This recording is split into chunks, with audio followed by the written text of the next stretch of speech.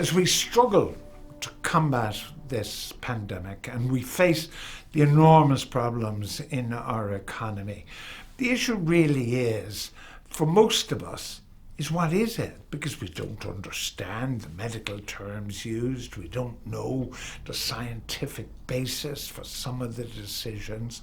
All we know is that it's a disaster for Ireland. Well, somebody who's been quite trenchant on the matter is my next guest. It's Dr. Martin Feeley. He was clinical director of the Midland General Hospitals, hospitals that catered for 800,000 people a year. Dr. Feeley, welcome to the programme. Thank you, George. Good to be here. Tell me about this, because I don't understand that. All I know is we're shut down. Well, if I can go back to, without delaying too long, I have to go back to the beginning, George, to February, March, when we were hit with images from Italy and stories from China, and we were terrorised and frightened. And basically we thought we were looking at a recurrence of the 1917-18 influenza pandemic. Now, this Spanish flu killed 50 million people worldwide.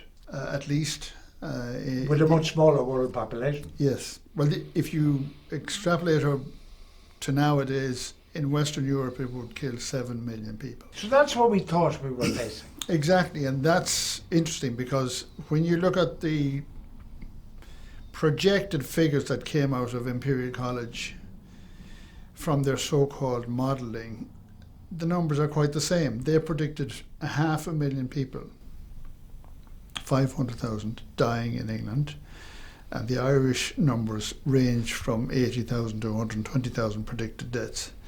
And that would be quite similar to what would have happened with the Spanish flu. Okay, so if we were facing that, and I think that's what people thought we were facing, it needed serious measures to try and deal with it, and that's what was put in place. The measures that were put in place were aimed at dealing a pandemic of that magnitude, and it was quite justified, I think. From the medical side, it allowed us to deploy the resources that we had to deal with anybody who needed care, and we weren't overrun. And to their great credit, the hospitals and community did a fantastic job. But then after the peak was over, the strategy didn't change, even though the story changed dramatically. And the dramatic changes between the 17-18 and the recent need to be explained for people to be de-frightened, de-terrorised, which I think they are. So if I may, George, just go through some of them. The first great one was that children seemed to be minimally, if at all, affected. Now that's huge for a flu because usually they're regarded as the transmitters, the carriers, the transmitters. Sorry, were they not described as super spreaders? Were they not? There were. The term super spreaders is a bit confusing. There are super spreading events rather than super spreading people. Go ahead on kids. So children weren't affected, and even more surprisingly and happily, young people weren't affected to any great degree. Put that into numbers, and people don't like huge numbers thrown at them, percentage, etc. So the analogy for children up to 14 years of age, George, is they were more likely to be killed by lightning than by COVID-19. That's a statistical fact. It isn't a projection, a modelling. It's something that's happened that we know of for the last nine months of this virus being in the world. They've learned that. Even more surprisingly, and it's good, for people under 60 who don't have any other illness like blood pressure, diabetes, not being overweight or any of the risk factors that are now well known, the risk is equal to a round day trip of 20 kilometres in a car. So you're more likely to die from a road traffic accident than from this disease if you're under 60 and you don't have any of the risk illnesses. Now, so people, children and youth and people up to 60 who don't have any illness, they really shouldn't be afraid, certainly not for themselves. So you'd wonder why people are so scared and so frightened. That to me is something I don't understand, and that the message I've just told you about the risk is hugely important to try and get rid of some of that panic in society. Can I talk about, because you used words like, quite emotive words, like terrorised and frightened and words, emotive words. But we are, because we can't visit our children or our grandchildren, we can't visit our families. And it's not just because it's old people like me. Everybody cannot visit their families. Everybody cannot have somebody in their home or whatever. That's terror.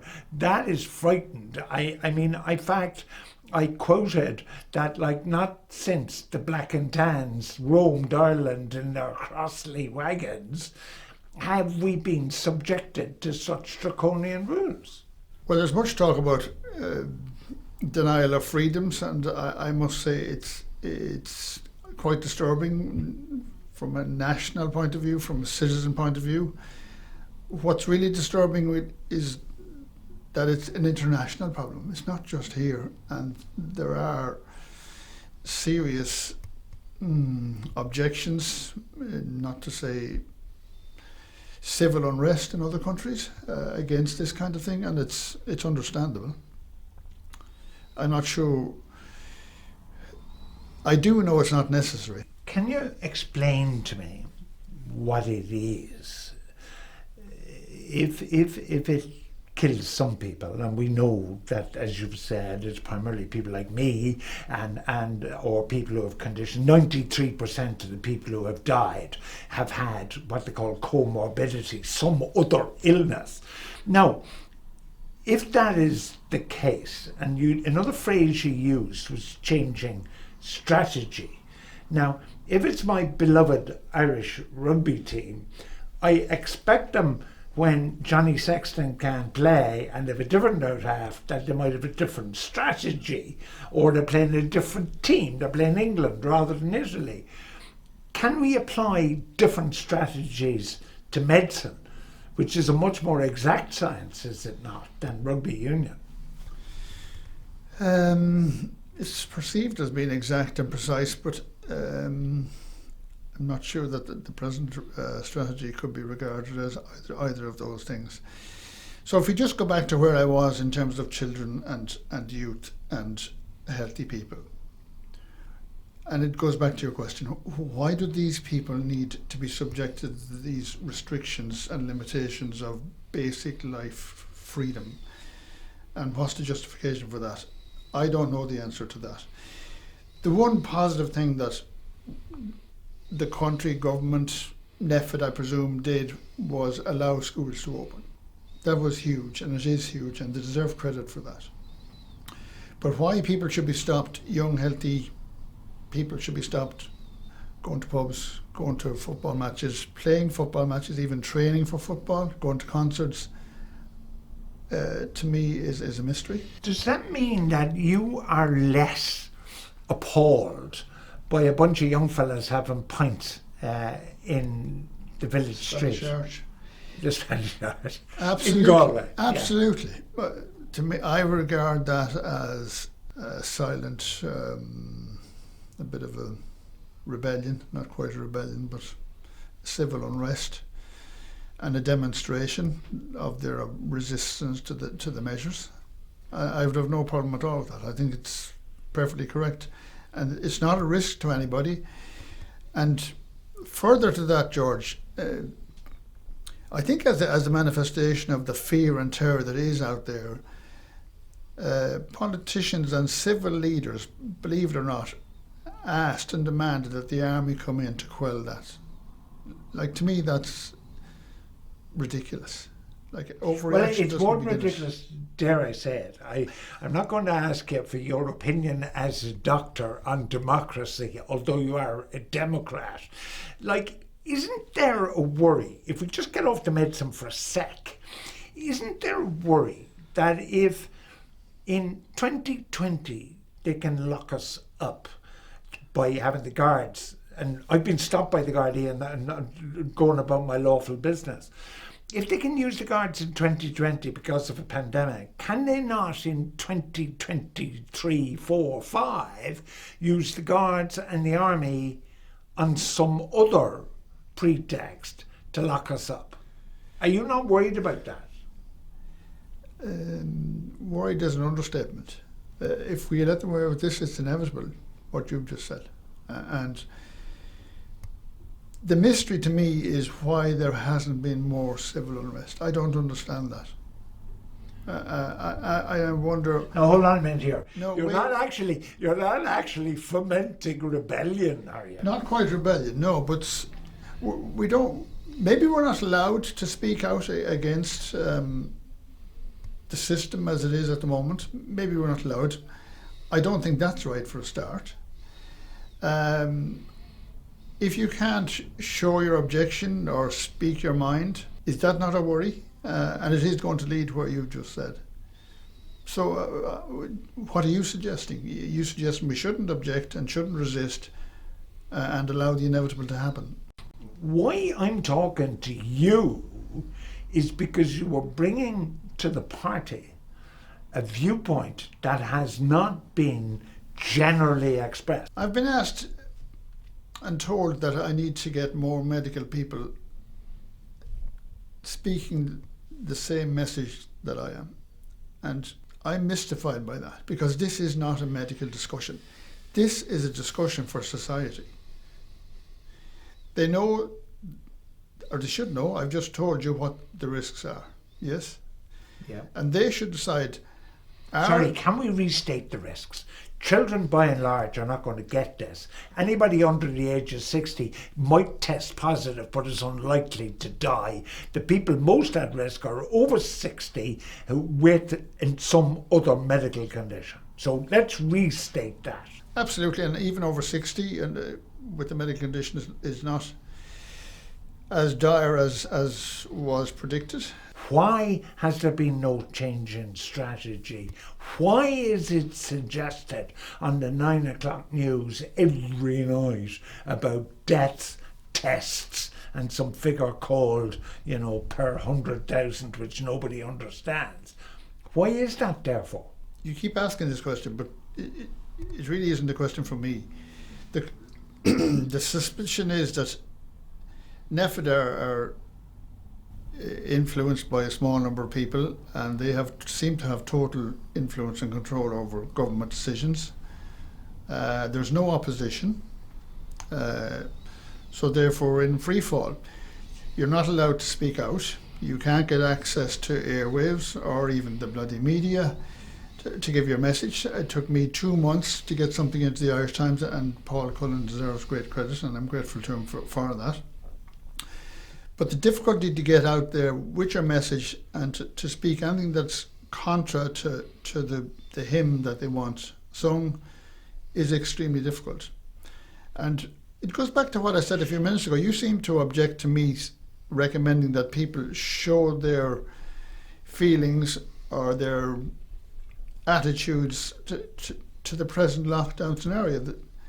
I believe that, unfortunately, the vaccine promise has been used by everybody from WHO right down through our own system to bring people under control, to accept lockdown on the basis that Santa Claus is coming and that the vaccination is the magic bullet, and once it's here, everybody will be saved from this. That's true. That's which bit is true, George? No, but the bit of believing, because I'm being told at every turn, I'm told that the magic bullet is on its way. Okay, well, the next piece of your education, I'm afraid, is going to be quite painful because that's not true. And I think the fact that there are 3 vaccines out there that are showing promise is absolutely wonderful. Nobody could argue with that. Absolutely nobody. It's absolutely wonderful. But this idea that any vaccine is 100% safe, 100% effective, is beyond Santa Claus. It's delusional beyond belief. The best a vaccine can do for you, if you have 75% effectiveness and 75% take it, 1 in 2 people will be helped. Now, George, let me explain 1 in 2 people being helped. 1 of 2 people will get the disease less severely than they would have got it if they didn't have the vaccine. The other person will not be helped at all. So the question is, which of the 2 of us is going to be helped? We don't know. The person who has the reduced severity of disease, are they capable of transmitting it even though they've had a vaccine? We don't know. Possibly yes. So the bottom line and end result of all that discussion, George, is, as indeed said by the lead of the WHO recently, unfortunately we still have to carry on with the same measures because we don't know who's protected and to what degree they're protected, and we don't know they won't transmit it again and further. Earlier on you talked about why are people not allowed to speak out? And why do people not speak out? It's a mystery to you that more doctors aren't speaking out. But if I have a job with a hospital as a consultant or whatever, if I have any kind of job, even as a journalist, as a broadcaster or whatever, and I speak out against the common story, then I face getting sacked. So why would I speak out? It's going to be a pretty brave person, and the reality is you were sacked for speaking out.